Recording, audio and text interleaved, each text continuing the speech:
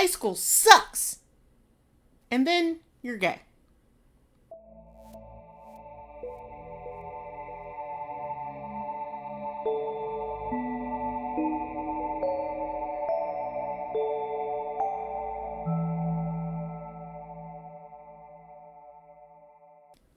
Howdy ho, and welcome to Whole Chat's Anniversary Extravaganza, which is actually just a relatively normal episode of this Boy Love and Girl Love podcast, brought to you by Off-Brand Mountain Dew and Tequila. Hey. Hell yeah.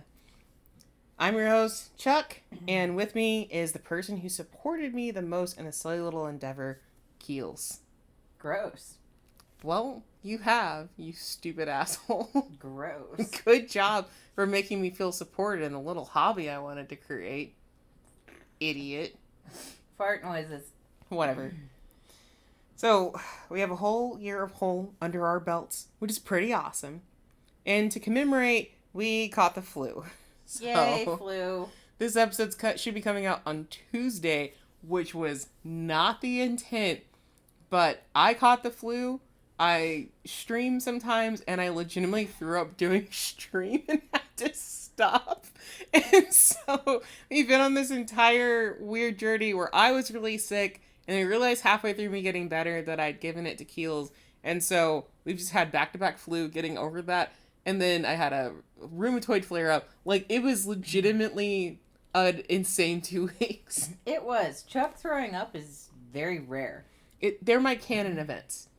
I haven't even seen Into the Spider-Verse, but my canon events are throwing up. The last time I threw up was like 15 years ago. Yeah, like you just don't puke. It was so fucking shocking. Yeah, so... Also, like, this is a weird brag, but like as someone who's always wanted to take care of my wife, I felt pretty pleased that I got to clean up after it.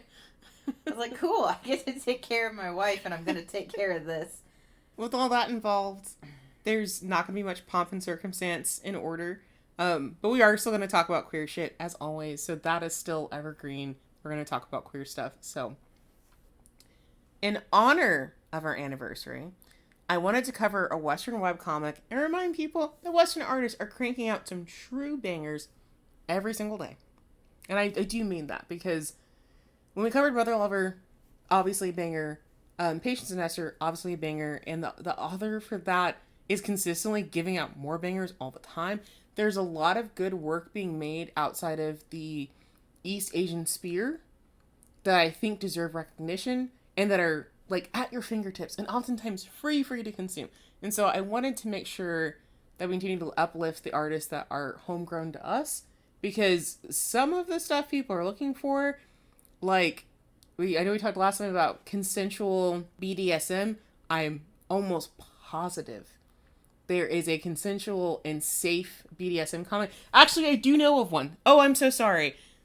Pause for a second. Shot and Chaser by E.K. Weaver is right there for free online.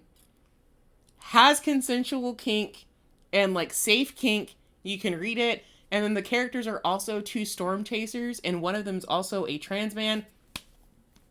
You can go read it right now. They are just now finishing up the comic. When that's finished, I can do an episode on it, so we're clear. But that is one that you could read right now. They have another comic called TJ and Amal that is like an old school banger as well. Yeah, TJ and Amal. That is available as well. So like the stuff is there, and I want to make sure that you'll know about it. I love reading Boy Love and Girl Love from overseas. It's still at a soft spot in my heart. I love manga and manhwa and Thai comics and, you know, Chinese comics, stuff like that. I love all that, but there's a lot to pull from, and so that's what I wanted to dedicate today to, is what Westerners, whether they are, you know, in Europe or if they're in the Americas or whatever, what they're pumping out and what is available to you right fucking now, oftentimes for free or for very cheap. So today, I want to chat about Always Raining Here, which is a webcomic that ran from 2012 to 2017 and was created by Hazel Bell. It's a story about unrequited love and navigating being gay and being a teen at the same time. So there's going to be unrequited love in this? That's where it starts. It does not end that way. Awesome. Because I'm just like, oh, man. Trust me, this is the best way to describe a comic that has a lot of things going on, this is the best summary you could give it. For what's going on in the comics, the best summary you can give it. There's a lot of nuance and softer and smaller moments that need to be addressed, but you can't really describe that in the summary. But that's where it starts. It ends with a happy couple. It'll be fine. Okay. It's also the sort of thing that you wished you'd had access to when you were in high school. Because I would have been obsessed with this as a teenager. I would have been so glad to see this as a teenager. It is technically young adult rated, I believe. Even if it wasn't, I would have been obsessed with it in high school. Yeah. This would have been perfect for me to consume at that point. And it's still one of my favorites even today. This is the comic that, like... This is a webcomic, but I have the original run of the physical copies. And anytime I rearrange my bookcase, like I'm literally like, you know, putting stuff in a different order, I end up pulling these out and then reading it from cover to cover real quick. And then I finish rearranging my bookcase. Funny. Yeah. Okay. So let's go ahead and get started. I have book in hand. We're ready to go. Our story begins on the night of March 30th with two teenage boys sprawled out in the bushes on the side of the road, each on the opposite sides of an empty bicycle and looking worse for wear. One of the boys calls out the other's name, Adrian, and crawls over to check on him. Adrian, sad and bleary-eyed, looks up at his roughed-up companion, hand on his shoulder, as he forlornly asks, "What's wrong with me?" Aw. Everything seems to come back to you, doesn't it? Baby. I bet you're wondering how they got here and what preceded such a heavy moment. We have to take a short trip back to March 1st to a boy and his boner. Ah. Carter Brooks is just your average 17-year-old boy. Lazy, hungry, and unfortunately, horny. Hungry is like a good thing to describe a young boy. It is, but I also remember your brother being so hungry all the time that he was tired of being hungry. Yeah, he'd say, "Oh, I'm bored of eating." Yeah, so I always feel like it's both a positive and a negative, you know? But I just mean, I don't mean it's happy that you're hungry. I mean that it's like, there's no truer statement to describe a boy hungry. Yeah. He's horny enough that he's considering answering Craigslist ads for casual gay hookup sex. Oh. But when you're one of a handful of out gay kids in the middle of the most milquetoast of suburbs, there aren't a ton of romantic or sexual options, especially if you expect them to be attractive. So it's not like Carter has reasonable outlet for his urges. So he makes a comment too about like where most people talk about there's plenty of fish in the sea. He is living in a fish tank. He's like, I'm in a pond. Yes, he's in a much smaller environment. Carter, thankfully, abandons his foray into Craigslist and is presented with a new, much more age-appropriate opportunity come March 2nd. That's good. Carter is forced to accompany his friend, Mike, on a job-seeking mission to Chapters, which is like we had Borders here in the United States. Chapters is Borders, the bookstore. And I think I kind of looked up, they're under like a bigger umbrella or something like that of other bookstores, and like they sell tchotchkes and like records as well. If you knew Borders, it's like that. It's because I don't think it's as corporate pinkies up as Barnes and Noble, essentially, but it's a bookstore. So he accompanies his friend going to Chapters.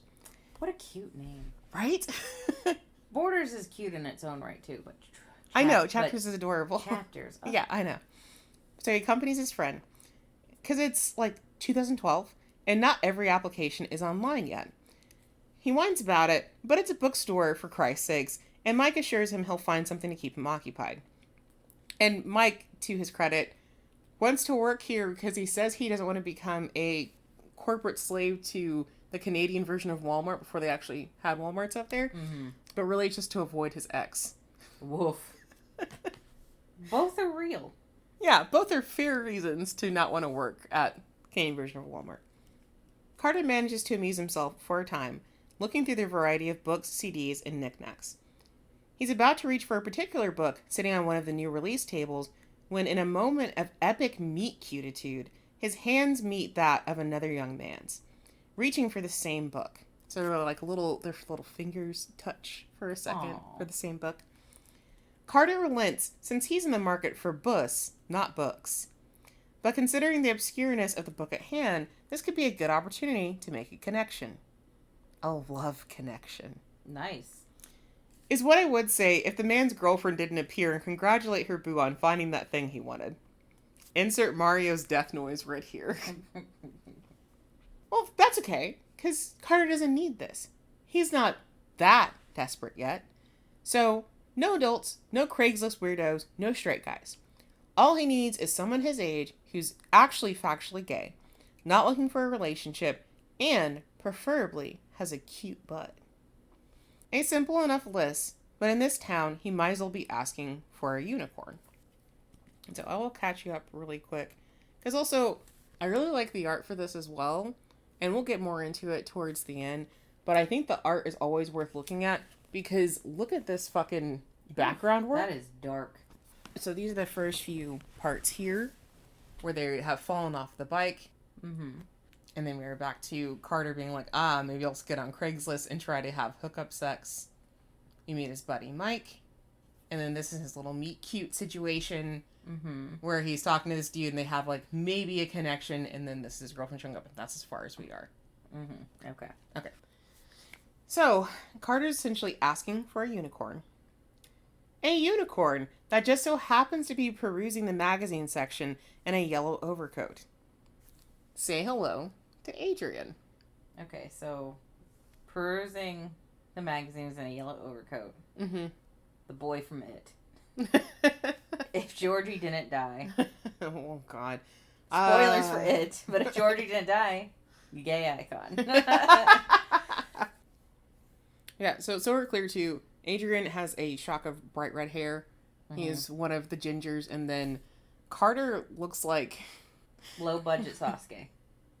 That feels mean. No, because Carter's a better person than Sasuke, but he does look like your typical like teenage scene kid from the time. He's got black hair. His hair's just kind of flopping over his eye at the time. Small, tiny criticism. Tiniest criticism. He is, if only there was someone out there to find me and thought I was hot, says, like, you know, the hottest man you've ever seen. He is a very attractive young man. Yeah. He is meant to be attractive. Mm-hmm. But he's gay in a town that does not have a lot of gay people, so woof. But I'm just saying, put that boy in Florida in a club. Listen, I fully maintain, because they're in British Columbia, I fully maintain if both of these kids were in a bigger town. Right. Or lived in America, this would be no issue. This would be zero because I don't issue. know the club scenes in Canada. I don't know the gay scenes in Canada, but Yeah. they might be cool. Yeah. But I know, especially in I imagine they're cool. This is also 2012, but I feel like even in 2012, here in America, people went all over these two, for sure. And so, Adrian is now in front of him as a unicorn.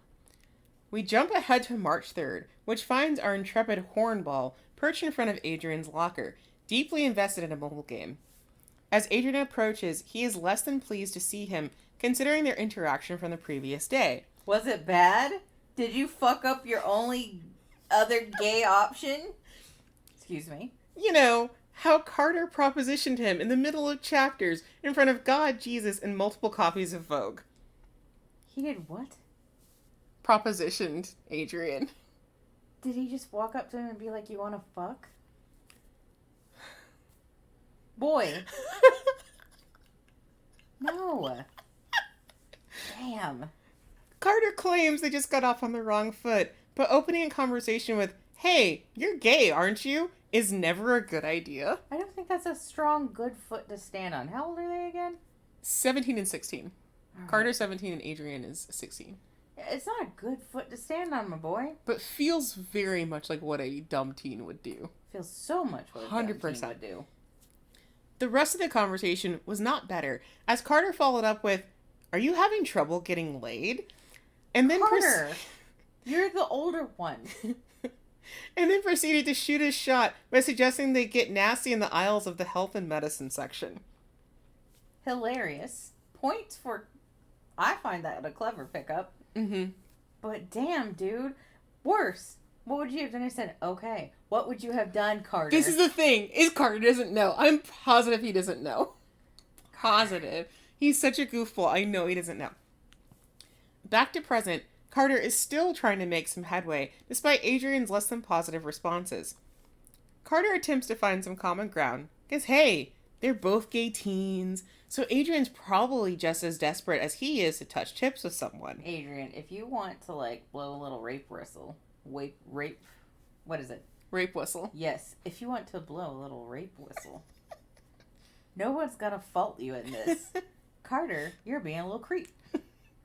You are giving off so many little red flags. Mm-hmm. Can't you at least start with a beige one? I know.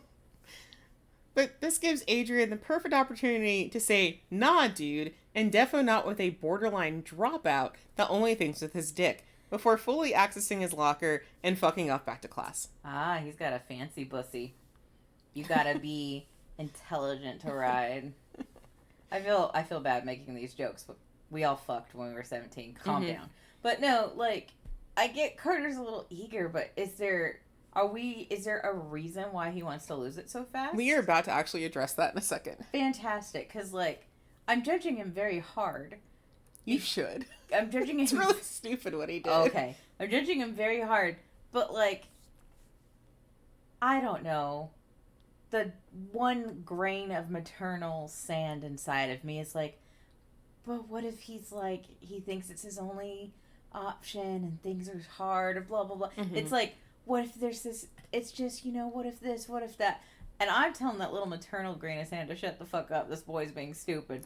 But I do want to know why he being so stupid. For real. Again, I do gotta give him credit for that pickup line. I think that was, I'm impressed with it as a book nerd. So, after this masterful gambit, we find Carter later at lunch, where he sits with his good buddy, Jason, to regroup and come up with a new strategy. Or be read for filth by Jason. Whatever. It's the same thing. Jason asks reasonable questions like, is this a crush thing? Or is this a rebound as a result of his recent breakup and deviation from bisexuality? Carter claims no to all of this, and it's silly to even suggest such things.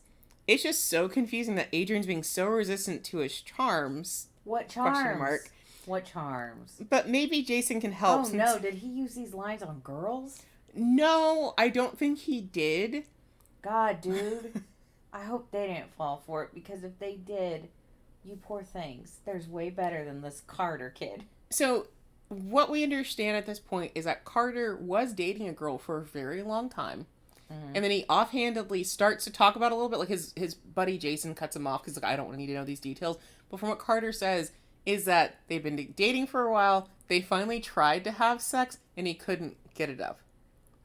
And so is that when he realized it's not just bi, it's gay? Yes. And so he's in that weird scrungy stage of, I thought I was bisexual because who couldn't like girls, and I'm realizing that I'm gay. Mm-hmm. And I had to realize it in a very uncomfortable situation. Yeah. And so it's starting to make sense when it's like, oh, this is a stupid move you're making to be like, well, I just gotta go do it. I just have to have sex right now. But it totally makes sense that a teenager would turn this direction. You know what I mean? Teenager thoughts to have. Yes. Like, you don't need to actually prove that you're gay. You know that you're gay. It's totally fine. Just kiss a boy and move on. You don't have to try and, smash. I wonder... I wonder if he got some weird rejection because he couldn't get it up. Because, like, I imagine the girl's feelings were hurt. Exactly. And I imagine she might have dressed him down. Again, you make some mistakes as kids. Don't dress someone down who can't get it up. But also, if, like, said person can't get it up and is rude to you, cut them for filth. Exactly. But, just exactly. So we never see her in the comic either, which makes me think she either was at another school or she never wants to see Carter again. So we know there's baggage there. Yeah. You know what I mean? Yeah. But everyone knows that he was dating for a while. Like, it was like a big deal. So there's enough baggage there where I'm like, Carter's actions are making a lot of sense. He still shouldn't. They're making sense. I still don't think, no offense, but I think you shouldn't feel compelled to punch your V card this early. Like, yeah. Sure, I think you should feel eager to want to kiss another dude. Sure. See if you get a boner. Maybe jerk off with him. Yeah. But you don't have to go full hog. Do you even know how to do it, my dude? Yeah. But considering that, like, 2 days ago, he was on Craigslist being like, gay hookup, ? God. this is the safer version of what he was trying for. You're lucky you didn't wind up, being sold, my dude. Yeah. But maybe Jason can help since he's got the most game out of anyone Carter knows, because Jason does have games getting laid all the time. Is he straight, bi? Do we know? Jason is 1,000% straight. Okay. But this is who he wants advice from, because this is the best he can do. Because, like, you have sex with girls all the time. Also, so what do you have? Also his good friend. Like, yeah. I think you can ask anyone for, like, sex advice. I think it would be beneficial as a queer person to ask another queer person. But, like, if you're comfortable with your straight homie and they're comfortable, talk to each other. Well, in this case, Carter wants advice for how better to approach Adrian. And Jason's like, I don't know. I never think about how to approach a dude. Maybe treat him like a girl? Like, treat him like how you'd pick up a girl? Oh, God. How do you pick up a girl, young man? Please don't let it be the book line. So, cue a montage of Carter's spectacular failures. Whether it's treating Adrian like a girl, no. Hitting on him during gym class, leaving messages for him, or vandalizing his classwork with, let's get it on, sexy. Every attempt only serves to make Adrian less interested. Oh, he's a creep. He's a creep. So they were literally doing that thing. It's pretty funny, pretty cute at this age, but give him another year and it's suddenly not so cute. Right. So he's even doing the thing where when you have to trade homework and get it graded by a fellow student, sucks. He wrote, let's get it on, sexy, which is funny because then there is a little short scene at the end of the chapter where Adrian hands in his, like, completed homework and the teacher's like, I'm flattered, but no thank you. And he's like, no, I didn't do this. Carter did this. Carter wrote this on my homework.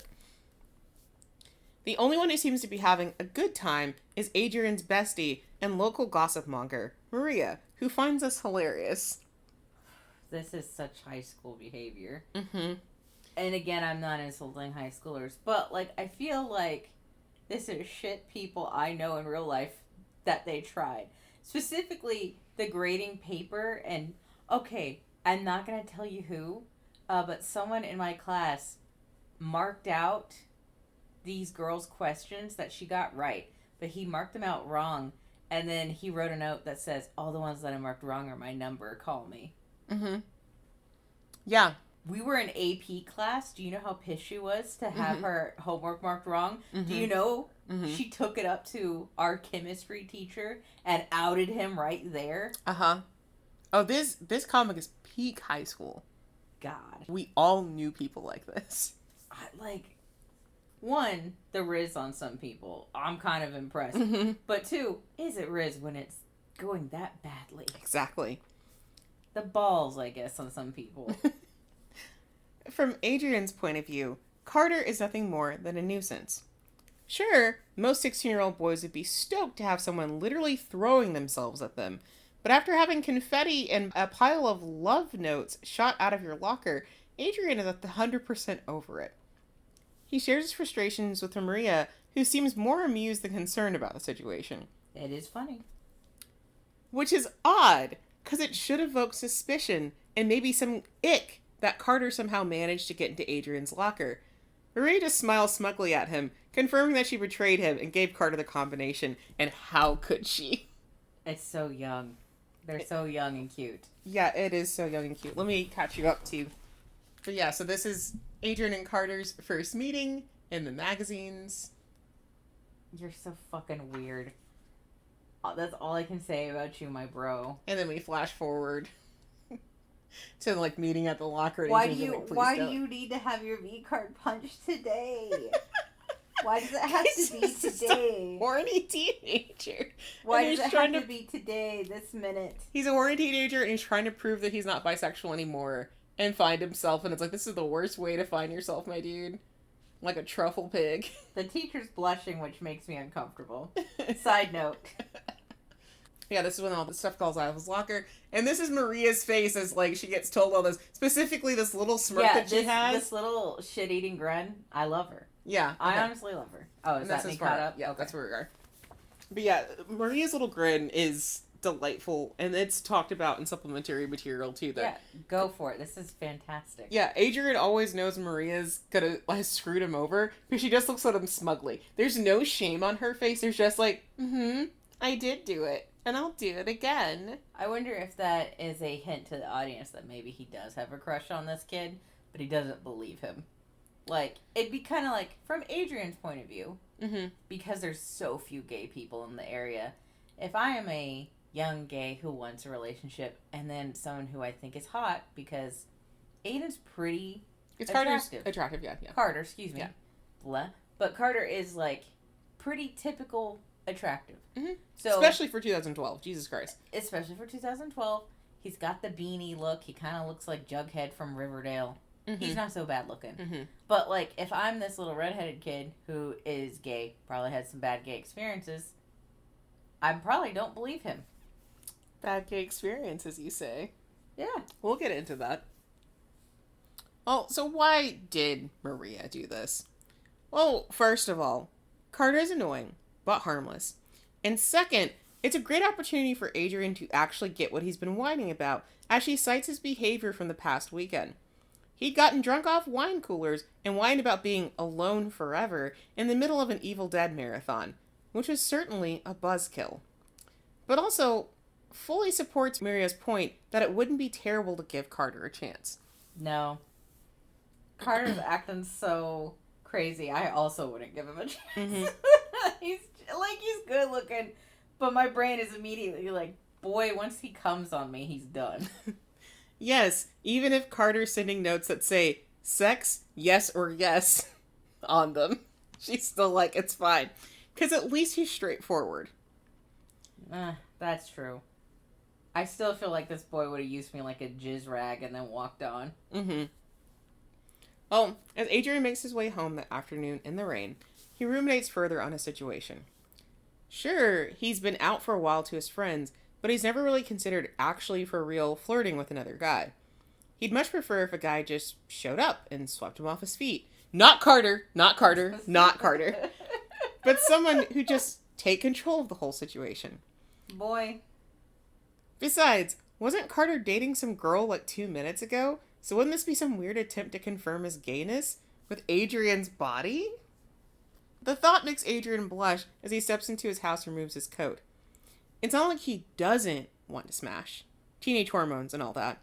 But it'd be nice to have feelings for the guy.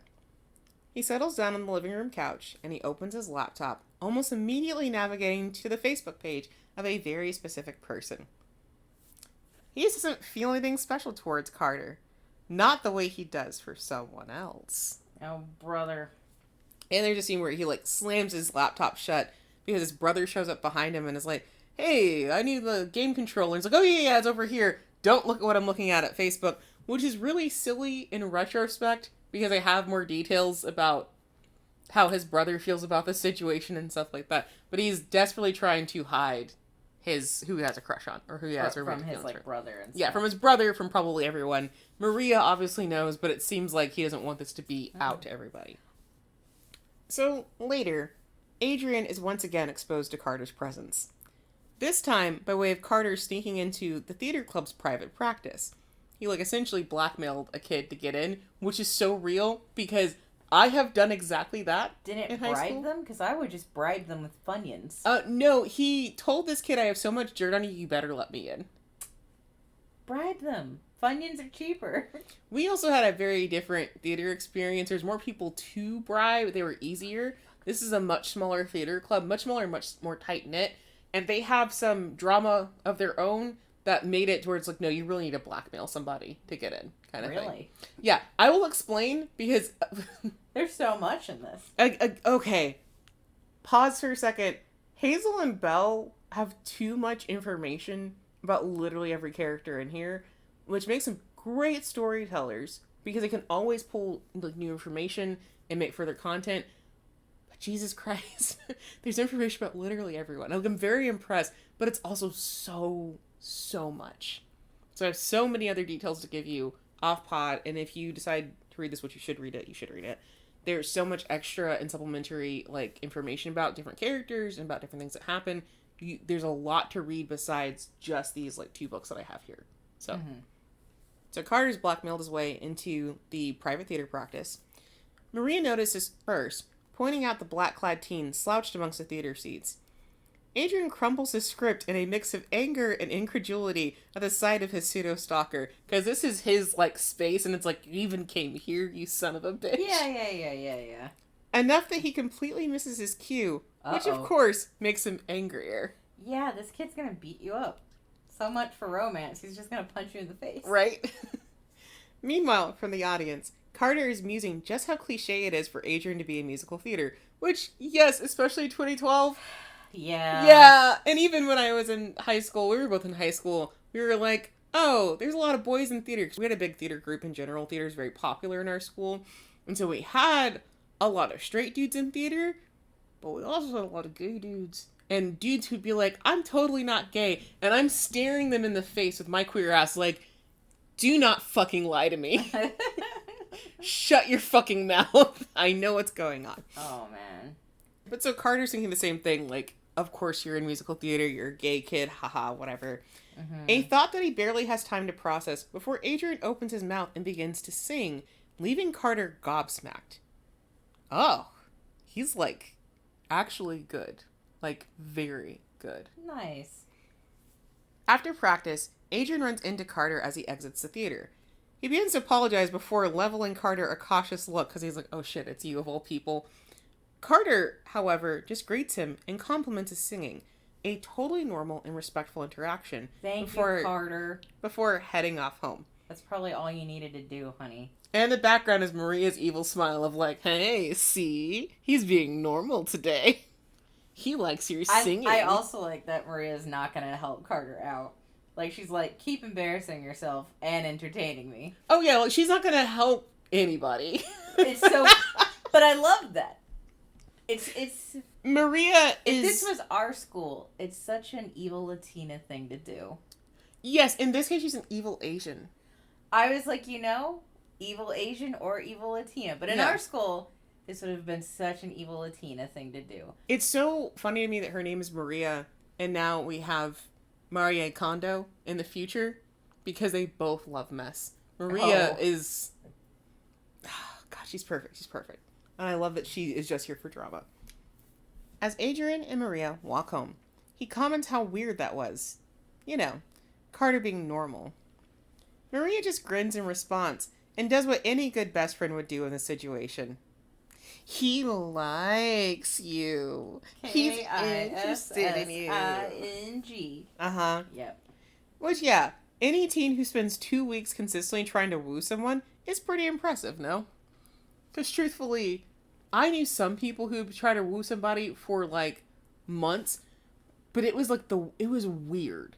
Normally it'd be like, hey, I'm going to hit on you for, like, 3 days. That's why I wasn't jumping to say, yeah, it's impressive. I can't find it impressive, like, I don't know. I feel like it's a phase all kids go through, and I feel like there is a correct way to try and woo someone, but I'm thinking of the teenage wooing that I've seen and or experienced, and I can't really praise it. It's still more time than I think some teens will spend on something, just because you are growing so much, you rapid cycle. Because I have seen people try to woo somebody, and they spent like a week, and then they're like, God, I guess this sucks. And I'm like, okay, you're right. you can give up now. But also, that's all you're going to do? You talked to her 2 times this week, and then you stopped. Yeah, I guess, like, my issue is, like, I'm so uncomfortable with his type of wooing, I can't cheer him on. You're not rock. Like, and again, this doesn't make him a bastard. He's 17. Yeah. You don't know what you're doing. 17 fucking behavior. And I mean this in a very nice way. You don't know what you're doing. You're not supposed to. You are not supposed to know what you're doing when you start feeling romance or desire. Or even just I want to punch my V card so bad. You are an idiot. You're an idiot between the ages of, like, 11 and 18, and that's just part of it. And, like, that's being kind. I think you're an idiot between the ages of 11 and 25. That too. You become a legally liable idiot after 18. Yeah, but you still, like, you're liable, but you wake up and you're like, I don't feel any different. Because you're really not that different. When you're 18, you're age 1 as an adult. Yeah. And that's why I'm like, give him a few more years. Give him to, like, 25. Then they're like, what, 6 or 7 then? Yeah. Then they can at least wash their hands by themselves, you know? An adult child, yeah. Yeah. Well, Adrian disagrees that this is impressive for a variety of reasons, but as is also the job of best friends, Maria reads him and reminds him he can't compare every guy to David. Put a pin in that. So he's had a romantic crush or situation before. Like he's had a situation. He's had a situation before. Okay. Yeah. And they were David. Yes. Okay. The next day, I want to lay some predictions for David. Okay, go ahead. David is older brother's friend, which is highly inappropriate. Or David is some guy that was like, let me see if I'm gay. Mm-hmm. Or worse, David punched Adrian's V card and then jumped out. Interesting predictions. I will say one of them is the closest to being correct. But we'll see. The gay experience, man. You can boil it down into steps. The next day lands Adrian and Carter as partners in French practice, which gives me flashbacks to being a teen in a way that I greatly dislike. Because I don't know how much you got to do this doing sign language class, but anytime I was paired up with somebody else in my language class, I wanted to kill myself. You have to do sign language in pairs. Okay.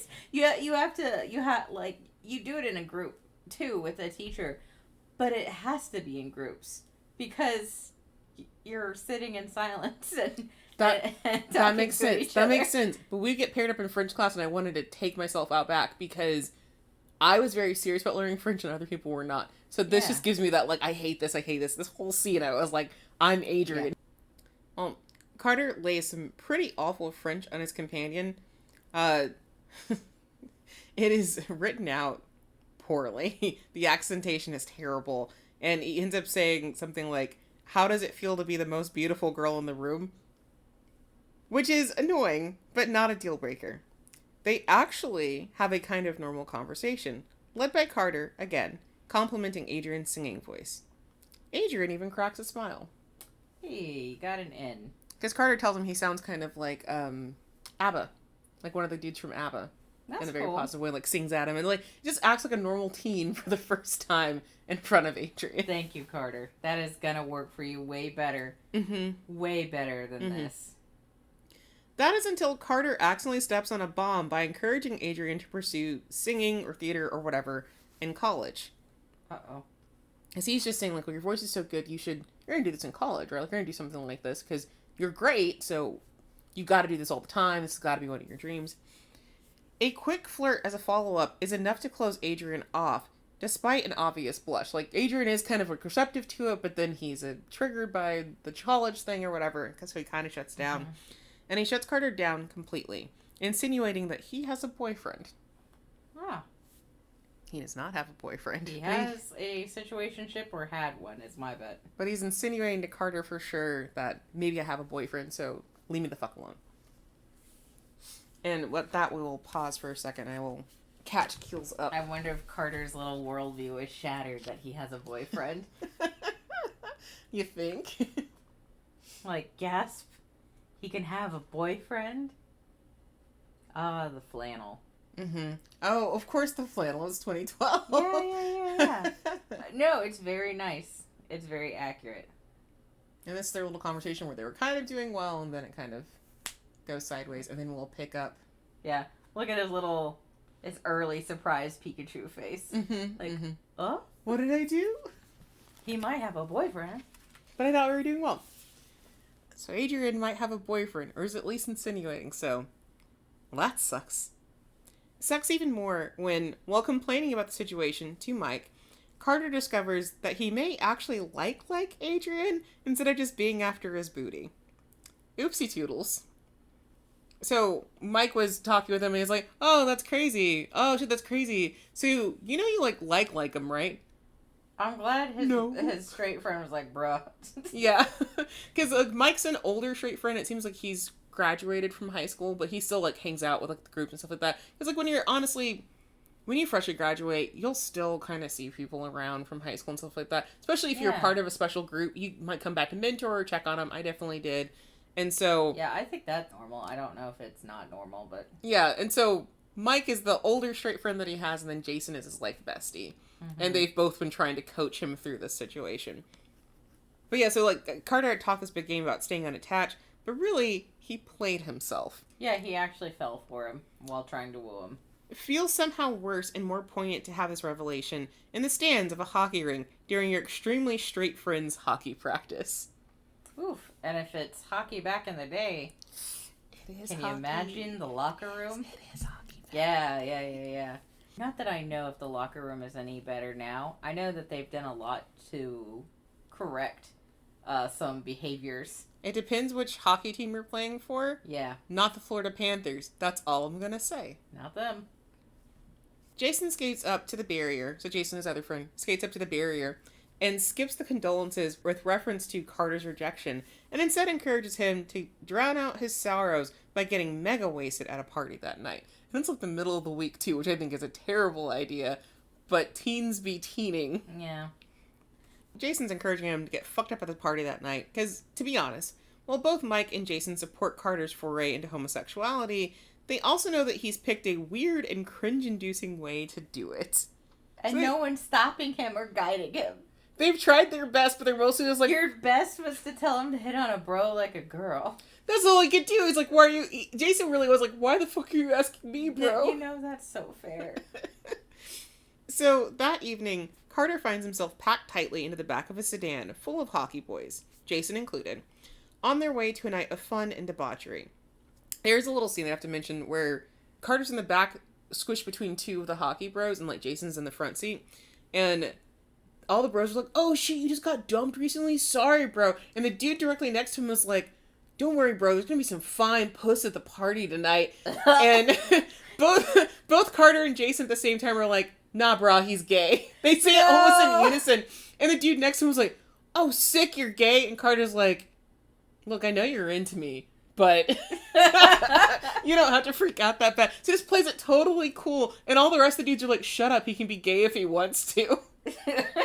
That's also a very high school experience. It is. They're just like, you gotta chill the fuck out. You're still riding in the back with them. Yeah, I remember the people who were out were very, like, proud at Exactly. school. Because you have to be. You have to be proud of it. I always thought it was very cool of them to be out, but I was also like, can't be me. Oh, man. But they ride over to the party after a quick pit stop for snacks, condoms, etc. But it is clear, every step of the way, that Carter is not feeling this. He predicted a bad night, and holy hell is he going to get it. Oh, shit. Once at the party proper, Carter's night is looking a hell of a lot like that Alessia Cara music video. The one where she's like, I don't want to be here. All my friends are here and I don't want to do this. Does he find a dog or a cat at least? He doesn't find a dog or a cat at least. I know. No. Oh, I know. No. It's just him. Oh, no. The suffering. So, like, he's there. He desperately doesn't want to be here, just like she didn't want to be there. But Adrian's rejection is still hanging heavy on his heart. Plus the oft-mentioned lack of queer kids in their town, there are really no roads leading to party success. He's not going to make out with somebody. He's not going to get laid. He doesn't know a lot of these kids here. He's not in a great mood. Yeah, it's and bad. then, like, drinking and being out can be a problem. Mm-hmm. I know plenty of people and have been the people who have had bad experiences because you're the gay kid and everyone's getting drunk and suddenly they start saying stuff or doing stuff. Or you're the gay kid and then you meet somebody who's maybe a little curious and you make out with them at the party, but you're shit-faced and then it's a whole mess. There's a lot of things that can go wrong. Yeah. So he sequesters himself in a bathroom for a bit to take a breather and question what the fuck he's even doing here when one of the hockey bros appears with a familiar-looking young lady in tow. It's Maria. Oh, okay. She greets Carter with enthusiasm, even though he doesn't really know who she is, because we know her, Adrian obviously knows her, Carter's kind of seen her, but has never talked to her before. Yeah. Meeting her doesn't do Carter any favors, though, as she drunkenly explains their degree of connection, emphasizing how much he fucked up his quest to bone Adrian. He's just like, man, you fucked up. You, really fucked up, bro. Oof. Okay, cool. Thanks for that reminder. That sucks. Yeah. Carter did fuck up, but boy, that fucking sucks. Yeah. Carter hunts down Jason, hoping that talking with his bestie will buoy his night. But not so much. One, because Jason's drunk ass is waxing poetic about how good women are versus nasty, stinky man bodies and their gross dick and balls. Like, it's legitimately like, you're stuck with balls forever, bro. You're stuck with balls, man. I love that, though. That is so funny. And two, because her location positions Carter perfectly to see Adrian as he's called over by some handsome older gentleman. A gentleman who then pulls Adrian into his lap so the redhead can salvage his honor in a first-person shooter video game. This is the elusive David, and even without the extra context that we have as readers, it's obvious to Carter and Jason that there's something less than platonic going on. I'm all sorts of uncomfy.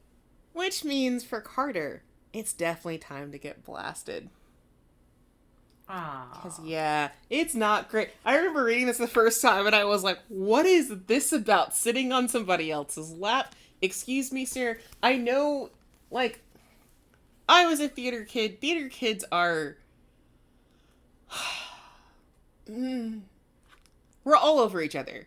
Everybody's touching everybody. Multiple people are hooking up. People who aren't hooking up are still over each other. There are a lot of cuddle piles that, in retrospect, I'm like, what the fuck was going on with this? I'm going to strangle myself.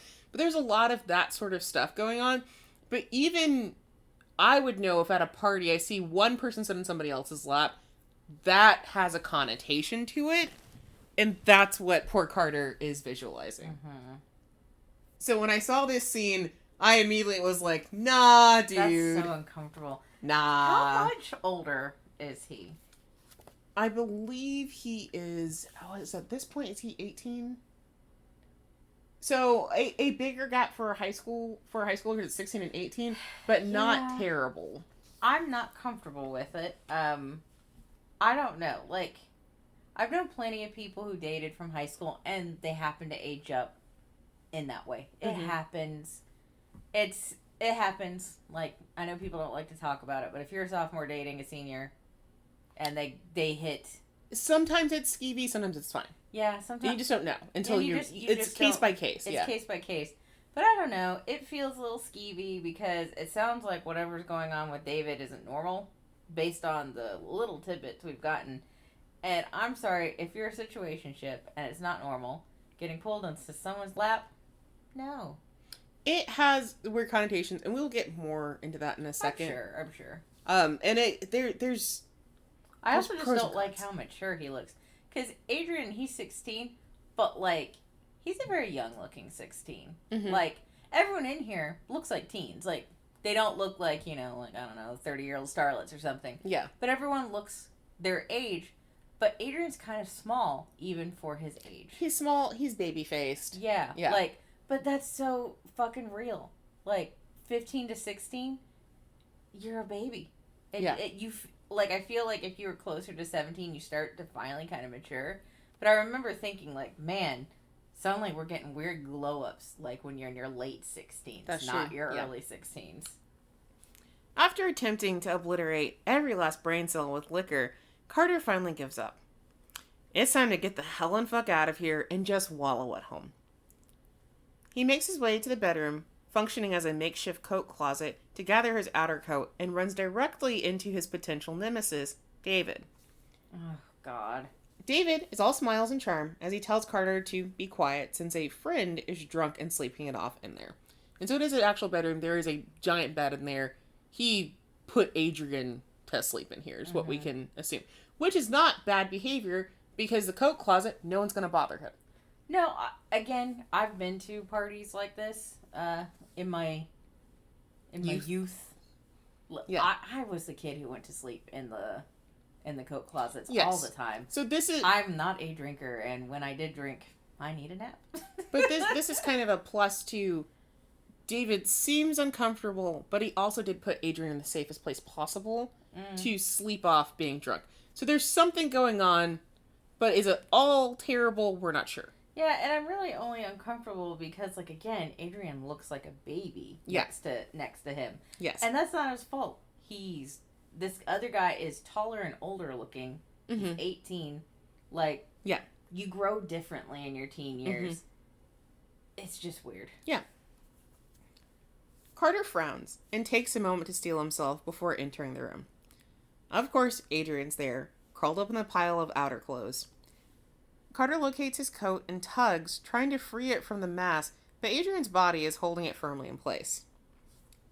Adrian, now awake from all the shuffling, glances up bleary-eyed and flushed at Carter, which is the worst thing he could possibly do in that moment, because fuck if he isn't cute. Yeah, he's a cute kid. And then they have a little exchange about David where Adrian's like, oh, you're not David. And then Carter's like, well, is he your boyfriend? And Adrian's like, well, not in reality. He was a second ago in my dream, but not now that I've woken up. Ha ha ha. And then Carter asks him, like, well, why isn't he your boyfriend then? Oh, he stepped on my heart and spit on it. So that's why we're not. And it's like, yep, that also sounds like drunken party fare to trauma dump on somebody. That. Yeah, like we're in the middle of the coat closet. Even after such a massive lore dump, Carter remains steadfast and focused on retrieving his coat. But Adrian has very different alcohol-fueled ideas, and Carter's pretty hot for a colossal douchebag. Oh, no. So they should make out, maybe? Carter, don't.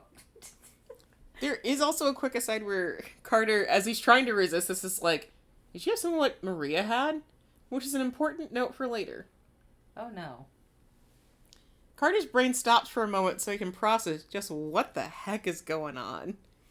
Which is a moment too long as Adrian leans forward, grabs Carter by the flannel, and kisses him. And keeps kissing him, eventually maneuvering both of their bodies down onto the coat pile.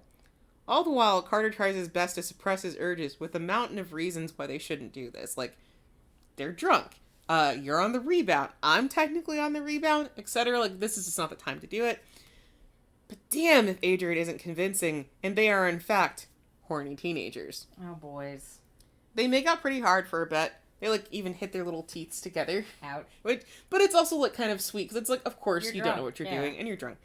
But by the time Carter is straddling Adrian, the latter's shirt pushed up and exposing his torso, Carter's brain returns to full functionality. Like, he full-on sobers up. Even when Adrian asks, heavy-lidded and flushed, if they're gonna do this, Carter retains his control. They should absolutely not do this. God damn. That sucks. Yeah. Like, great move to do. And what I mean by that sucks is it sucks to have someone you want and you know you can't. Because this is not the time. This is not the time. It's not the move. Ugh. But it sucks. Like, I've been put in this position before with my own wife. But you are way too drunk. Even if you were super hot and coming on to me in the best of ways. But I didn't know. I'm never too drunk. I'm never too drunk. You were too fucking drunk. I'm never too drunk. You were too fucking drunk. What they should do is go the fuck home. Yeah. Carter takes a lap around the party, looking for a ride for himself and Adrian, but without much luck. Jason's out cold and has, like, Dextron on his face. Maria was supposed to be good to drive, considering she brought her car, and then another young lady, Lauren, is charging out the ass for rides. Yikes. Yeah, she's charging $10 per person, basically. Fuck. In 2012. That's a lot of money. It's a lot of money. After a fruitless search... I did actually charge people. I mean, you should have, because you were taking home people that were assholes. I was. Like, I had several cuties that I took home that were just sweet little precious babies and should not have been out. And I gave them the mom talk. But, like... And then, of course, like, just friends from school. But I actually was the person a lot of people called. And if I didn't like you, I made you pay me. Fair. After a fruitless search, Carter finds himself upstairs and ready to resign himself to paying for a ride. Right as soon as he shoots off a text to Lauren, he hears a crash and some mild cursing from a nearby bedroom. He peeks in to check on whoever it is and is presented with one of the hockey dudes he rode to the party with, and Maria. They're fully clothed, but Hockey Chud is holding both of her wrists, and Maria doesn't look all there. No. Beat his ass. It takes Carter a second to process what's happening, and then he's inside the room, throwing Hockey Chud off of her. They get into a fist fight that Carter becomes a victor of with a well-timed headbutt, and asshole McRaperson makes a quick retreat, calling Carter a psycho, to which Carter's like, I'm the psycho? You think is this the same boy who was like, ew, gay? No, it's not. Okay. It's one of the boys who supported him, and he's like, ew. Yeah. I was gonna ask, though, if they went there. Like, no, I double-checked. No, the homophobe was not the rapist. But the whole time Carter was like, what the fuck are you doing? And Bro's like, I'm not doing anything. It's not a big deal. Stay out of it. You know what you're doing, you freak. Oh, yeah. He calls him out for trying to be a rapist and stuff like that. Like, whole 9 yards, right? Yeah. In the aftermath, Maria thanks him and asks for help to get home because she's too far gone. Up. Yeah. Which... poor Maria. Fuck, girl. That's scary. I know. Which finds Carter back downstairs where they passed out Maria on his back, offering Lauren $15 to take himself, Maria, and Adrian home. Yeah, we'll pause real quick because we have some stuff to cover. So we'll go over the rest of the party real quick from the point of Adrian sitting in David's lap to Carter looking around for things, and then also the little makeout scene between Carter and Adrian. Because Adrian does try to puts on his best, like, hey, what's going on? You want to smash look? And I'm like, this is terrible for another teen to see. This is, like, psychological warfare, basically. Like, Adrian is also a very attractive young man. Like, he has a whole ass beauty mark. Yeah. Like, he's a very attractive young man. And again, horny be horny. Mm-hmm. But, like, he is drunk. And you know what not to do when someone's drunk. Mm-hmm. We all know. You would hope, and, like, this is an age, too, where, like, if you're both drunk, I understand you making a mistake or something like that. So, big ups to Carter for putting a stop to it, truthfully. Yeah. Oh, yeah, that's so uncomfortable. I really like watching the evolution of their art. We'll have to talk about that a lot because you're gonna look at book 2 and be like, what the fuck happened? Beat his ass. Ew. Oh, shut up, would you? Someone's going to hear, he says to the intoxicated girl. Yeah. So it's very You know clearly, what you're doing. Yeah, this scene hit me like a ton of bricks. Because we're at the party, I'm thinking, oh, we're gonna have party time. And then there's a weird vibes between Adrian and David. And then we jump over to Maria, and you now realize in the background the whole time, with the tidbit about, oh, Maria's supposed to be driving us. So Maria brought her car, so she's supposed to drive home. You saw how blitz Maria was early into the party, that she's slurring her words and being like, oh my god, Carter, you fucked up, right? So you start putting together, oh, Maria got drugged. Yeah. Right? And you saw it earlier but didn't know it. Yeah. And I think we saw it? Would you flip back to it and show me? Yeah, so you see it earlier because Maria is fucked the hell up, and the party's been barely going on at that point. Yeah. So at this point, Maria's already sloshed. Yeah. Because she doesn't know this hockey dude that she's hanging out with or anything either. They're not in the same circles. Yeah. But she's already sloshed here, and you don't start putting it together until you realize, oh, Maria brought her car, but is she drunk? Yeah, she shouldn't be. Yeah. Exactly. So they pay Lauren this $15, which then leads to a barely coherent Adrian giving directions, but they do manage to get Maria home with otherwise no incident. Carter carries her to the door and passes her off to her mom, and then tells her, like, hey, she's had a rough night, and, like, does a very mature thing, like, kind of giving at least some explanation of, hey, she just needs to be taken care of and watch, whatever. And so while he's doing that, Adrian, who did not need to get out of the van, falls face first into the grass next to the porch. Mm-hmm. The successful handoff is undermined by Lauren and her minivan, leaving them stranded in Maria's front yard. So she just books it like, oh, they're all out of the car. I'm gone. Yeah. And it's like, cool, thanks, bitch. This sucks, obviously, and is made worse when Adrian, still on the ground, informs Carter that he has a curfew at 1:30 a.m. It's 1:08. Y'all are not gonna make that curfew. They're still a ways away from home, but Carter Brooks ain't no quitter. And after the fucking night he's had, he's hyperfixated on getting everyone home and safe. He's like, I gotta have one win, damn it. Exactly. Like, my night's shit, but I'm getting these drunk fucks home. They might be drugged. I'm getting them where they need to be. Finding a hot pink bike lying in the yard, Carter mounts it and tells Adrian that he's getting him home, punctuated with the ring of the bell on the handlebars. Ding ding.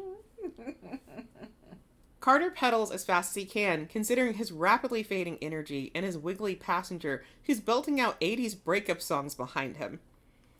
He does attempt to call Mike for an assist, despite the late hour, but Adrian flails while trying to explain that the difference between a breakup song and empowerment songs, causing them to get off balance and sending them flying off the bike and into the bushes on the side of the road.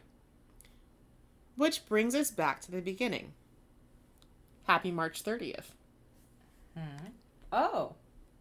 Where he says, "What's wrong with me? Why am I so fucked up?" Right? Yep. So Adrian picks up from where he left off with a "it all comes back to you" comment, gripping the other boy's flannel, elaborating that despite Carter's sex-obsessed dickishness, he's the one here right now and making things easy for him. Which is drunk teen speak for, you showed up for me when I needed help, and continue to do so despite any past tomfoolishness. Adrian punctuates this poignant moment by throwing up in the bushes. Oh, I was going to say throwing up on Carter. No, he at least turns to the bushes and throws up in the bushes. That's nice. Yeah, that's nice for it. Because the last thing you want to do is continuing to bike someone home smelling of puke after all of this fuck mess. Yeah. What a fucking night. Too bad these dumbass kids have school the next day. So they get to have a fucking day, too. Carter's certainly having an interesting one, looking beat to hell and with a hickey, courtesy of Adrian, that can be seen from space. That's so embarrassing. And so, look, there's this little scene where This must look so fucking crazy. Yeah, so there's this scene, too, where Jason texts him and he's like, "Hey, did you have a good night?" And Carter's like, "Absolutely not. One of your fucking rapey hockey buddies tried to do blah, blah, blah, and I had to throw him off and whatever, so my night sucked. How was your night?" And Jason's like, "I got to see boobs." Does he have no comment to say about rapey? He does comment later, like, "Hey, you want me to beat the fuck out of him?" And Carter's like, "No, because I don't need random other people trying to then beat my ass." And so it's that very kid way of like, we can't handle this. We are not going to tell an adult. You probably should tell an adult. But we're not going to tell an adult. We're going to do, like, kid justice if we can, kind of thing. There were a lot of things kids should have told people. Like, there's a lot of tiny interactions that I'm like, I wish I'd told an adult. Same. Like, you and I are thinking about the same thing, and I know we're thinking about them. Yep. We're thinking about the same thing. And that was an adult situation. But, hey, this is the hard thing. When you're a kid, you don't know what to do. Even if you've been told what to do. You think it's not the same in a weird way, or that there's something you should be able to do about it? Yeah, or you think, well, that can't be happening. Yeah. Hey, if it's happening, tell an adult. Yeah. Even if it's just to be like, I have a question about a situation I am in. Yeah. Like, we should have told an adult about this situation. I regret that we did not, but we were children. Yep. But damn. But so it does get handled a little bit. We also get confirmation later that Maria finds out about it. Like, when she's better, she's like, "I'm gonna kill him with my bare hands." Good job, I would love girl. to have seen her beat the fuck out of this dude. That's the only thing I wish it was. Out of that dude. Yeah. But yeah, back to Carter's massive hickey that Adrian gave him. Speaking of Adrian, he's also looking quite warmed over and is also fucking pissed. He confronts Carter on his way out of class with a shout and a shoe thrown directly at his noggin. Does he think he did something to him? We will get there. But he does beam Carter on the head with his shoe, and Carter falls over, which was not his intention, but oops, sometimes your arm's too good. Damn.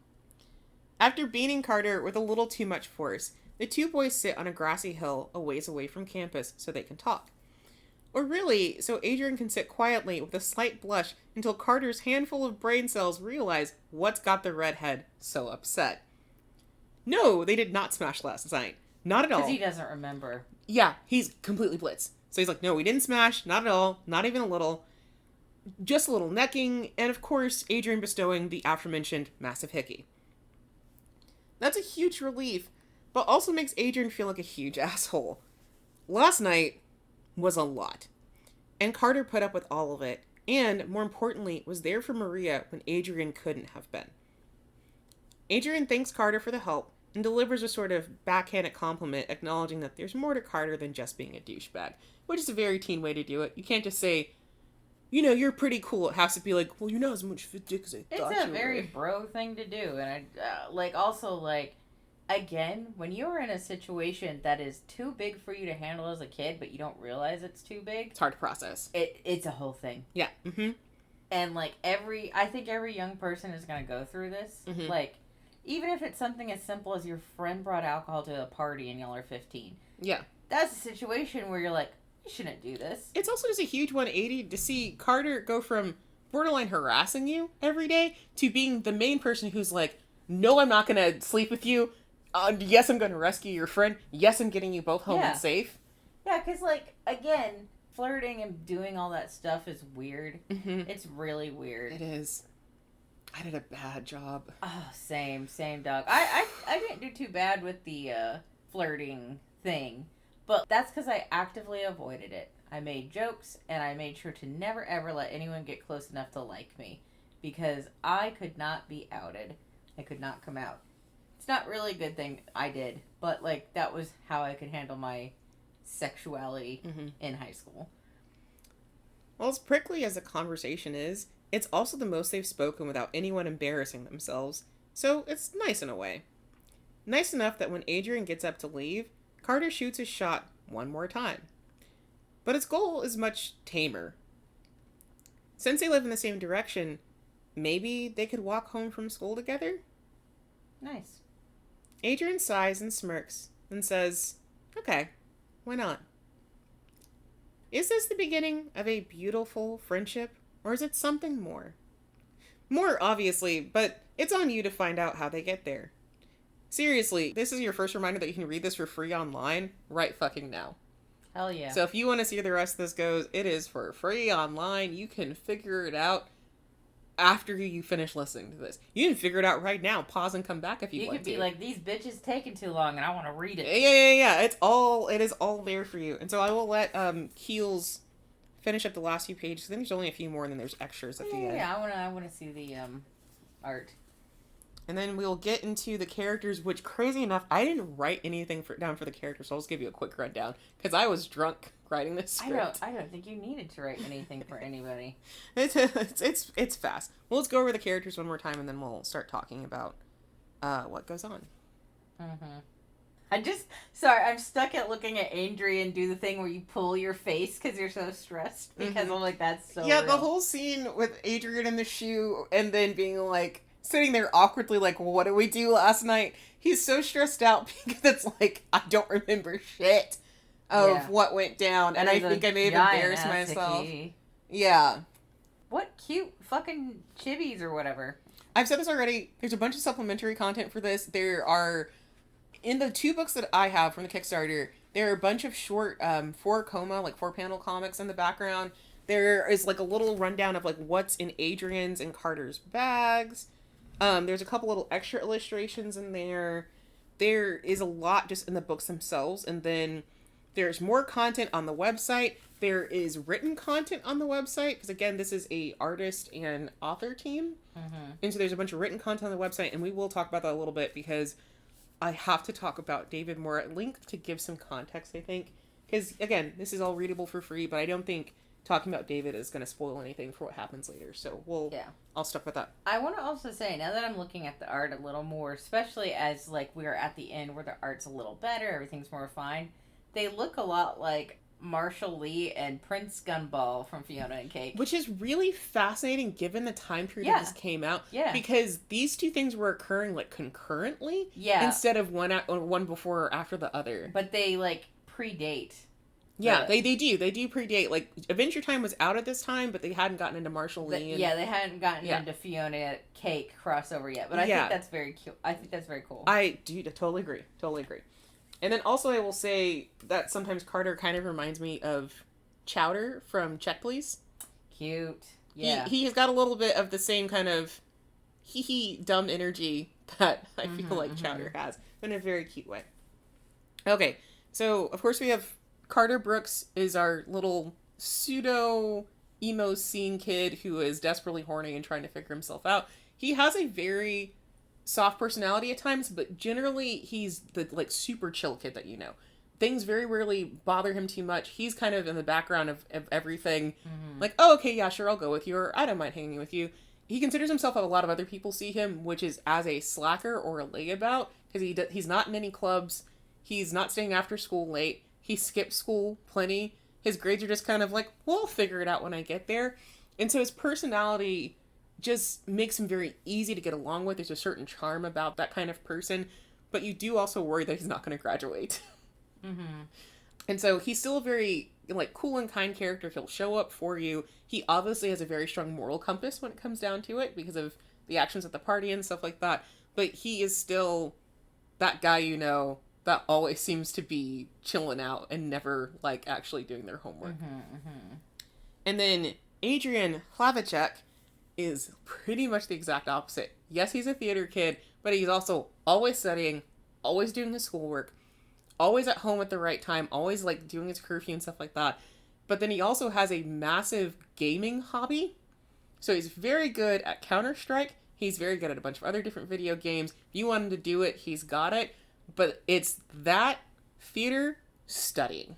Do you know how real this feels, though, to all boys in our grades? Mm-hmm. Because, like, something about our school area is very much like, y'all can't play games unless you're A students. So all of our gamers were A students. Yeah. Or at least high B students. Yeah. Because I swear to God, it's like every parent decided, unless you are smart, you can't play video games. Yeah, a little bit. You don't get an Xbox unless you got good grades kind of thing. Yeah. And so Adrian's a hyper gamer, hyper smart, hyper focused.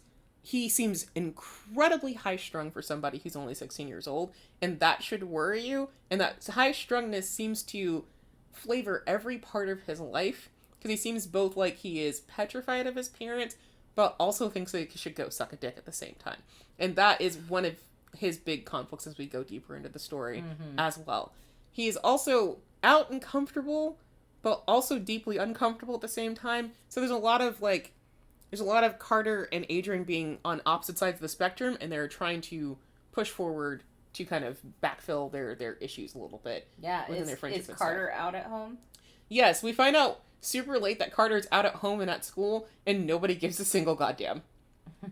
That's nice. So, in fact, we meet his sister at one point, and she's like, we have similar taste. Maria is Adrian's best friend, of course. She is also kind of coming from a similar background of, like, study, and then you can do your extracurriculars. But also, I'm never going to come see your extracurriculars because they mean nothing to me. Just put them on your resume so you can go to college and then move on. I went to school with a bunch of Asian kids who were all in tennis, and none of their parents ever showed up to see them. But they were glad that they were doing a sport so they could get into college better and become doctors. And so Maria seems to be very much in that vein, though she has, strangely, I think, more leeway and wiggle room than Adrian does. But she's a good pal. She obviously cares a lot about Adrian. She becomes a good friend with Carter, and she also becomes good friends with Jason towards the end as well. Because she, Jason, Carter, and Adrian all make, like, a little, like, friend unit or whatever. That's cool. Yeah, but she's great. Jason, obviously, is Carter's bestie, or the closest I can have to a bestie. And he is just the straight guy. He's just always doing straight guy stuff, but he also goes back for Carter a lot. Will help out the, Adrian and Maria a lot as well. Has a good attitude about him. Also has kind of a, like, hey, get it done kind of thing going on. But he's a hockey head, and he knows what he wants to do with his life as far as that goes. He's also constantly trying to get laid. And it's funny because as much as he's like, girls, girls, girls, he looks at Maria and he's like, bruh. That's so funny. And then Mike is Carter's other older friend that he hangs out with a lot. He doesn't show up much towards the end, but he's always just kind of in the background, like, going to college, finishing his stuff up, and then kind of keeping an eye on little kids. Like, hey, I know you guys are still in high school and you don't have your shit together. I need to kind of guide you to not make bad decisions when I do appear. And then, of course, David. David is complicated because I want to push him down the stairs a little bit. And I get why he did what he did, but I also don't like him very much. So, David, he used to be a senior at their school. He has to go to a different school now. And it is not because he did anything heinous to another student. It is because they had a issue with their advanced theater club where they were told they were not allowed to perform a certain play. And then rather than take it laying down or trying to petition or whatever, he and another girl in theater decided to convince everybody to barricade themselves in the theater. And so he and that girl got expelled from school and sent somewhere else. Damn. And it's funny because we have had... That sounds like our school. In the school district that we went to, this had happened before where people tried to petition for stuff. or say like, hey, we're going to do this, or hey, we're going to boycott or whatever. But no one ever locked themselves in the theater and like sat on it and said, we're going to do whatever. And so that's why he's not at school anymore. So he is a senior, but he's not at school anymore. He's doing something else. He's either homeschooling or at a different school or whatever. He's not a bad person to most people. He is very charming. He is very good speaking to other people. He has a lot of friends. He is very good at acting and stuff like that. He's one of their stars before he is expelled and everything. But he takes a shine to Adrian because he hears him singing during some like Canada Day thing and immediately wants him to join theater because his voice is so good. He basically allows Adrian to skip being in beginner theater, and he's immediately going to start working as an understudy for David. And so David is kind of coaching him and is like, he's just a little guy and he's my little buddy. And so he definitely gets his wires crossed between the he's just a little buddy and his, well, he is really cute kind of moment. Mm-hmm. And so Adrian's very clearly crushing on him. The other seniors know that he's crushing on David. And are like, maybe make it clear for this kid, but he kind of got mixed up. David, instead of kind of handling it or being like, hey buddy, it's not that thing, they go out and they have a very special moment together where he's like encouraging Adrian to sing and be not afraid of like being in public and stuff like that. And then they have a tense moment and like the mood's right. And so Adrian ends up spilling that he's like, well, I like you. And then David kisses him. And so Adrian then thinks, oh, that's reciprocation. And David doesn't feel that way, but he doesn't tell him for weeks. Why did he kiss him? His only excuse is like, well, you looked really cute in that moment. And I'm like, hey, buddy, that's not what we do. That's not an appropriate thing to do. You don't just kiss somebody. He's like, well, they were cute right then. If you don't do your bi-curious stuff on somebody who very much likes you. You see, the face that you're making right now? This is much better, I think, than it could have been. Yeah, but like, I do hope someone kicks him in the nuts once. You see, that's what it is. It's like, that was not appropriate, and then it never got handled super well either. He tried to. And again, I get that he's 18, he might be bisexual and doesn't know it yet, or whatever. There's a lot of things going on in people's heads, but it's like, you don't give in to somebody just because you feel bad for them. And I think it's a thing that a lot of people have to learn, that that's really bad to do to somebody. And so this is where Adrian's having his issues, because then later when he tries to clarify, are we an item or whatever, that sort of thing, he then is really upset. He's like drunk at the time when he finds out too. It's a whole fucking mess. This is an 18,000 word extra story that you can read for free. Fantastic. On their website. And so I read that so I knew what the fuck was going on with David, because I never specifically knew. But it then, the whole thing with David being like, yeah, you can sit on my lap, little buddy. I know that David sees it from a brotherly standpoint, but you should put a firmer boundary down between yourself and somebody who has a crush on you at that point. And that's why I'm still skeeved out by David's, like, by his actions. Is like, you shouldn't have put a firmer boundary. You guys are friends now, you've gotten over it, but like, put a firmer boundary. This is torturing Adrian a little bit, and you shouldn't do this to him. So, I guess they're young, but I also just want to push him a little bit. Also stop pulling this kid in your lap. This is what I mean, like, just be normal. Like, yeah, you fucked it up, and so even if you realize maybe you like Adrian later, you fucked it up. Yeah. You gotta let it go. Because, like, I don't know if that's what that's about, but, like, don't be that close with someone. And just, yeah, there's just a lot of icky feelings, especially from a queer person, of somebody being like, well, I didn't really mean it. And it's like, right, it means nothing to you, but it means everything to that queer kid. Yeah. You know what I mean? And so it's like, I'm not going to push you into traffic, but I'll push you off the curb. I'll push him into traffic for you. I'll do it for you. I mean. Push him. Yeah, so their other characters get mentioned and kind of like flesh out a little bit more in other parts. We do meet more of Adrian's family later on, like some in the comic and then some at a later time. I don't want to talk about Adrian's parents. I'm just not going to talk about it right now. But they suck. I don't like them at all. Who knows? 0%. Let's just say, nah, fam.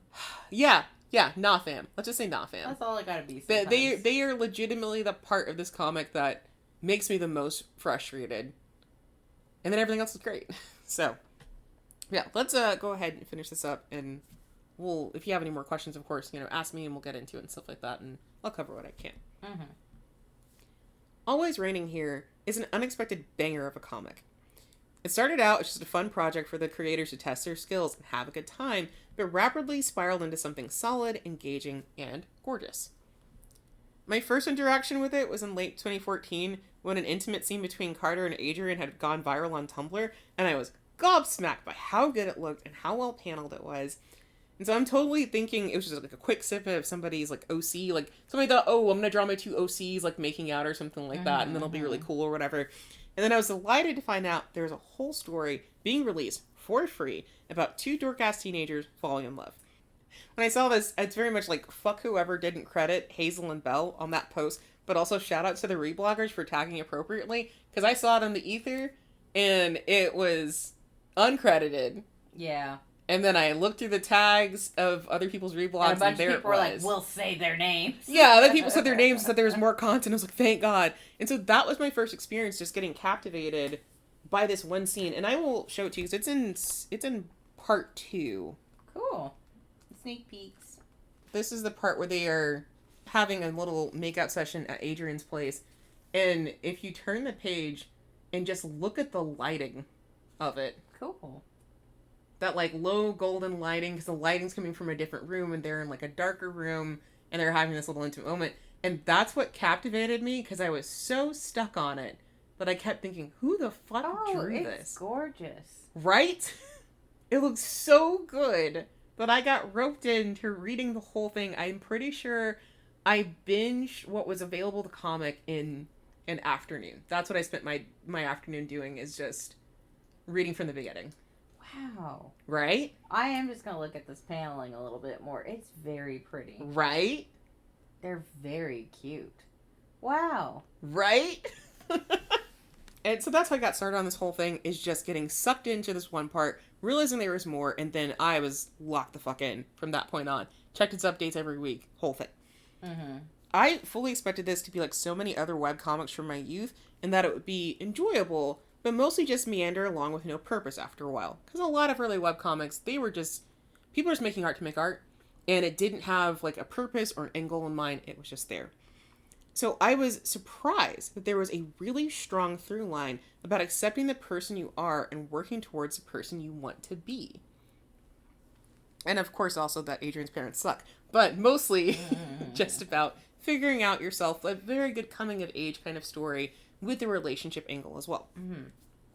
Carter, for instance, sees himself as, and is generally perceived as, an easygoing slacker type, imbued with equal amounts of horny and desperation.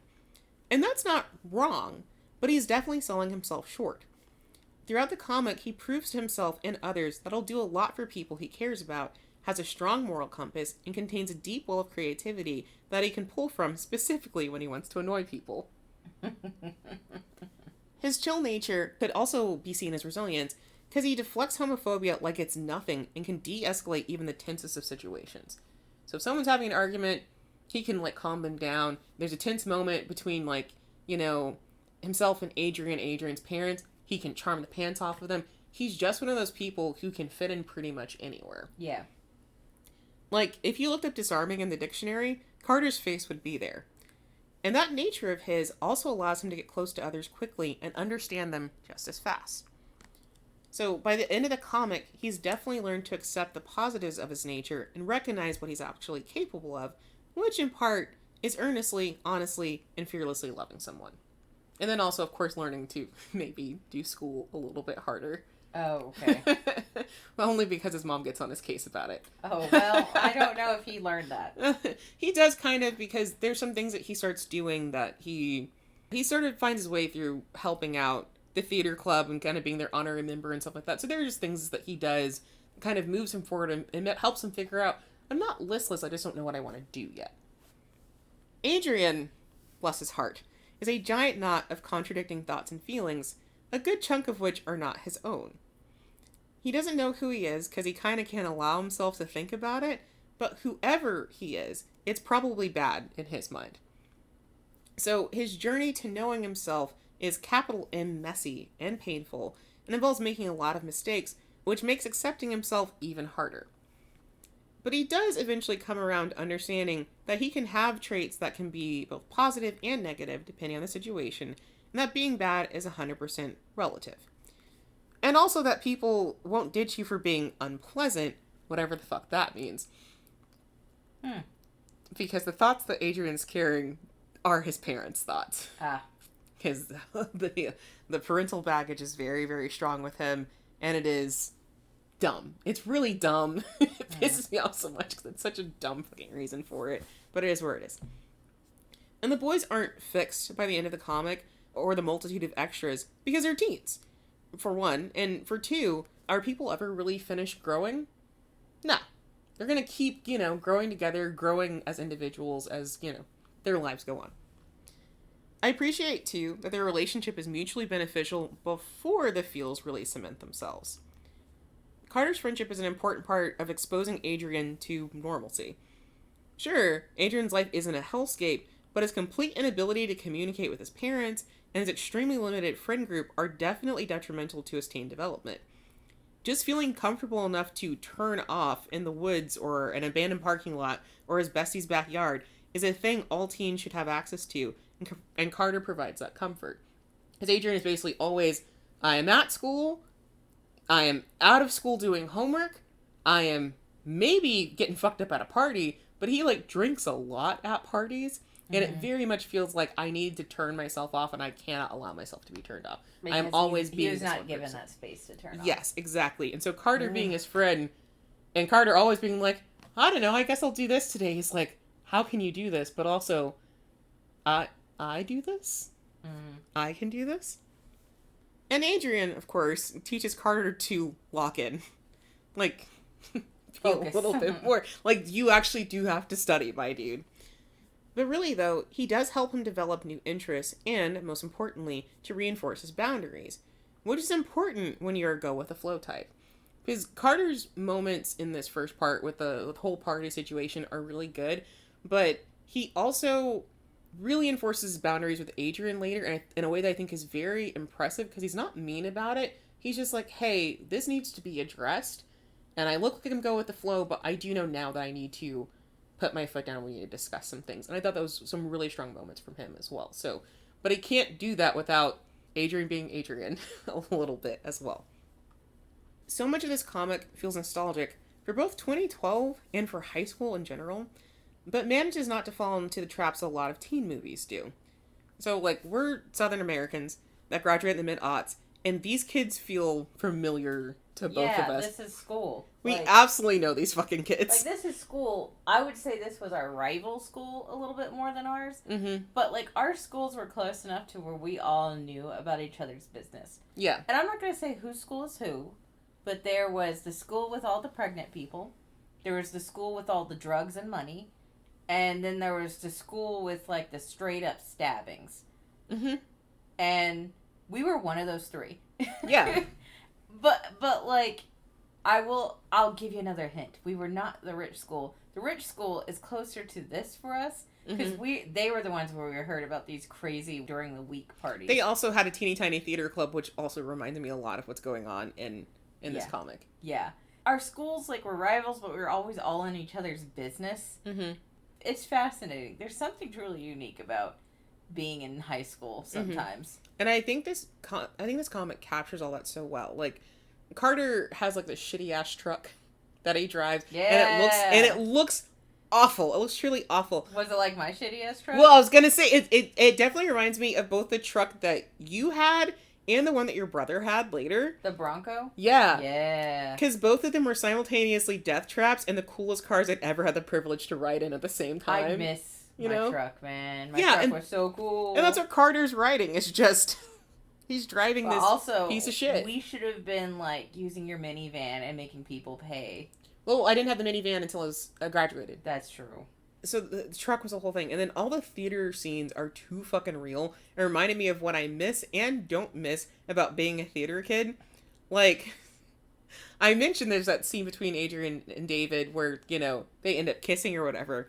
But specifically, it starts with them being out at a different part of their town, and David starts singing in public, and then Adrian starts singing with him, and the cringe. So this would have been super uplifting, intense, and romantic when I was 16, but it gives me extreme douche chills today. I hate it. I know that's what theater kids do. I know I have sung musical songs in the back of an IHOP, and I'm so sorry I did that. Bleep his name, because I'm going to say it. Yeah. This is Yeah. I know. all the shit he did when, like, wooing I know. Embarrassing. I know. And so I understand it, but I hate it. But it's also perfect. It's perfect that that is encapsulated in this story. It's perfect that I felt all of these weird, nostalgic, but also pure hatred. Pure hatred for a lot of these moments. But that's what being a teen is like. It is all fun and misery and cringe and growth at speeds that you will never experience or see again. Which is a testament to the writing. Bell really knows how to inject nuance into what is technically a teen rom-com, but somehow takes a detour that makes you upset. It's clear, just from the comic, how much she's thought about each character, and is made even more clear by the supplementary content she's written for it. Each character is teeming with lore, but not in a way that's distracting from the overall story. They just feel super fleshed out to the point where you're curious about what's going on with a random theater kid you saw for 4 fucking panels. Mm-hmm. I have questions about the one hockey player who was a homophobe but not the rapist, and I want to know what he's doing. Right? I just need to know what's going on. I want to know his character development. Yeah, I have to understand. I also have to credit her for the pacing, because you will think you're having a chill time, and then suddenly the story's got you in a chokehold, and you're worried about these dumb kids. There really is this seamless transition from high school cringe to mild angst to high drama that leaves you hooked. Because by the end of the comic, I am upset and I need things to resolve, and I know it's like not high stakes. There's nothing in this comic that is especially high stakes outside of the Maria situation, right? Nothing else about this is that high stakes, but it feels intensely high stakes, and you want a story to do that, especially when you're an adult and you know, like, teenage shit doesn't matter that much. Yeah. But in this moment, as I'm reading it, it fucking matters a lot to me. And it so does when you're a teenager. Yes. Like, when you grow up, you get the privilege of saying, I grew through that and it didn't matter. But, like, I'm gonna be real, and this is a little dark. There are tons of teens who go through shit that they don't get to grow up through. Yeah. Something happens to them emotionally, or maybe they take their lives because it was too hard to handle. Yeah. Or just they didn't see another way out. Like, so when you're older and you look back at all the dumb shit you got to do as a kid, I'm sure people are, like, tired of being like, I don't want to hear how our stuff is dumb. We mean it with sincere affection. Yeah, that being a teen being a teen is such a dumb experience. It sucks a lot. It feels good, and then it feels bad. Yeah. That's what I mean by dumb, is just like, God. Also, what a terrible experience. Also, for every person who is like, you're going to wish you were back in high school. No, I don't. No, you won't. No, I don't. Absolutely not. You don't have to. You just might miss how easy it was to be in friend groups. Yeah. Or something like that. Because, like, I will say, like, you know, it's harder as an adult making friends. That's harder. But I don't miss so many things about high school because it was a shit show. Yeah. But no, this is just one of those stories that really puts you in that space, or really has you sympathizing and empathizing with that space and with that time period. And it's something I feel like, even if you didn't go to Western style high school, you feel like you understand them. And that's, again, testament to really strong writing.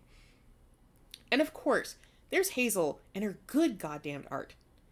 The early pages are, of course, rougher, which is what happens when you draw a comic, but they still make it clear that she has a knack for paneling and isn't afraid to take big swings to express what characters are experiencing. Because that, I think, is what really hooked me, is I thought, like, this art style is consistent, but also the backgrounds are really deep, and they don't need to be this deep. And then I thought, oh, the way that stuff is structured, she's really trying a lot of different things. No page feels incomplete, even when her art is not at its strongest. The beginning is just oozing potential. Yeah. And the best part is, you get to see the fucking payoff. Her art develops at lightning speed. The leap between book 1 and book 2 is fucking insane, and is proof of her hard work and dedication to making this comic a reality. Because you already see a huge glow up in part 1.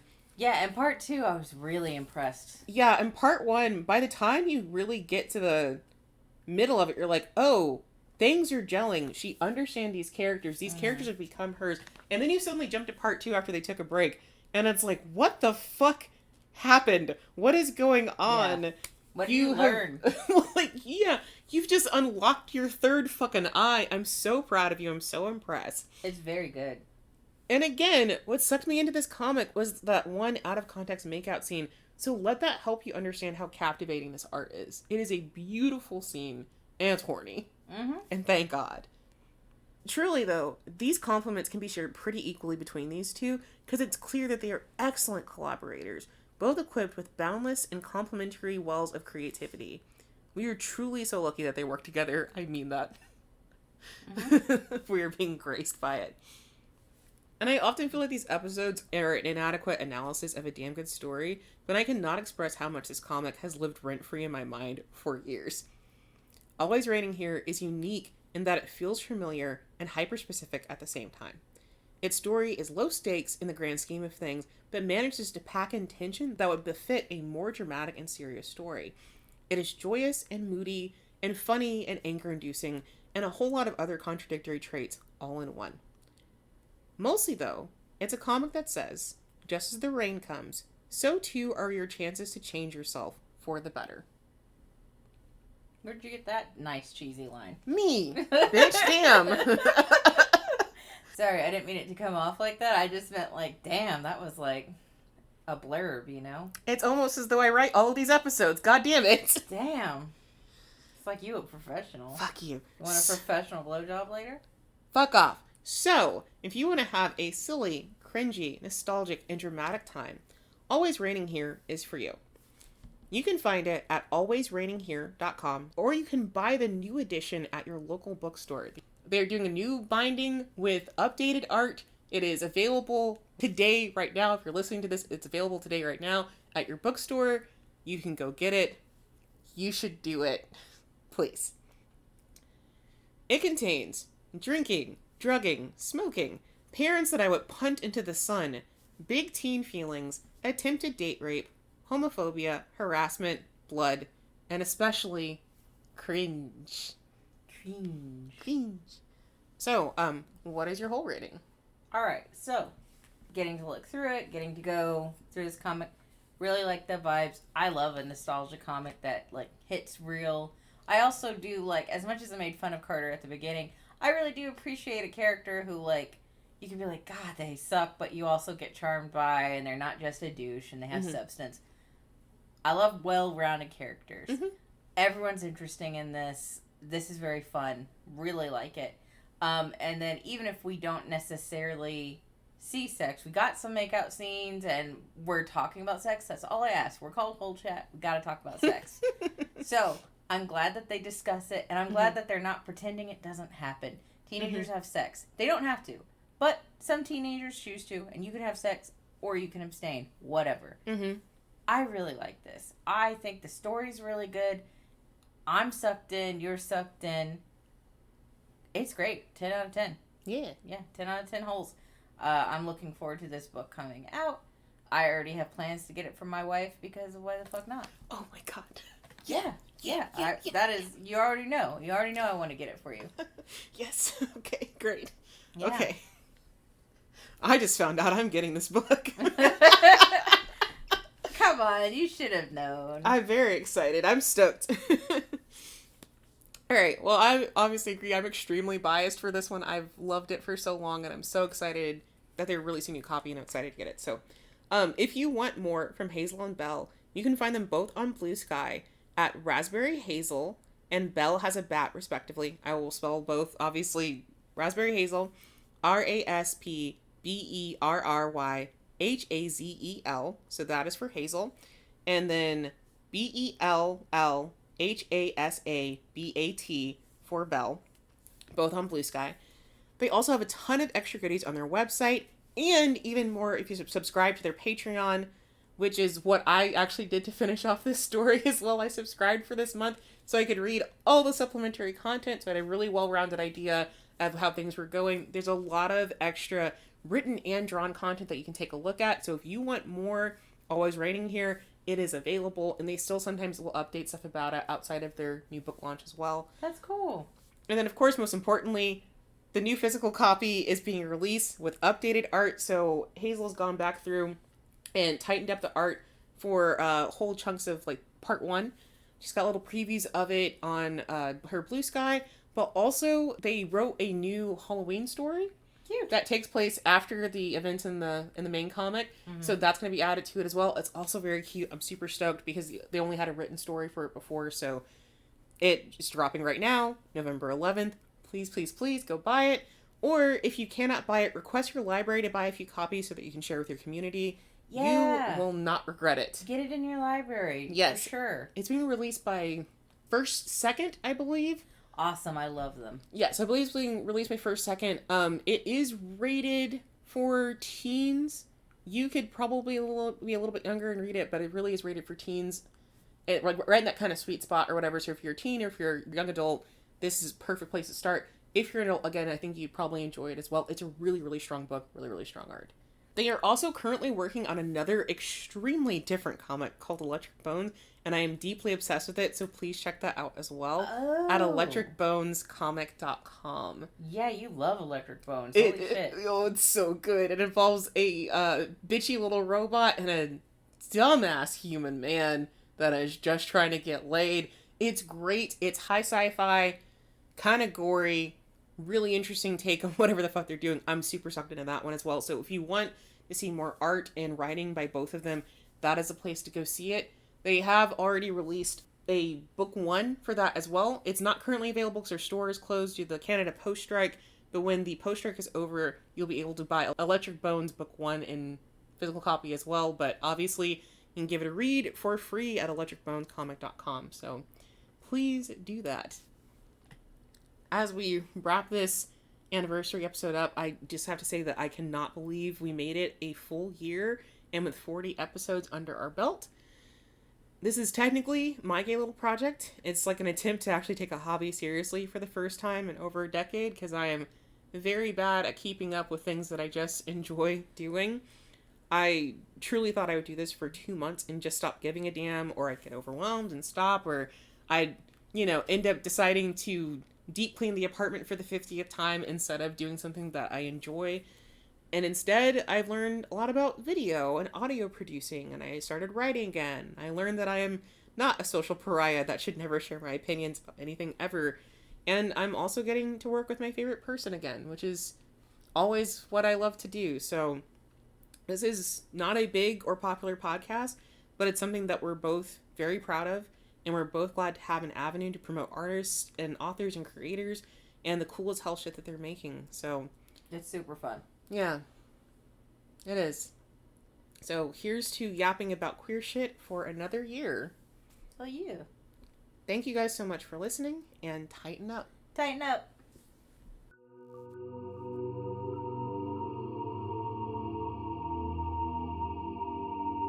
Oh, child.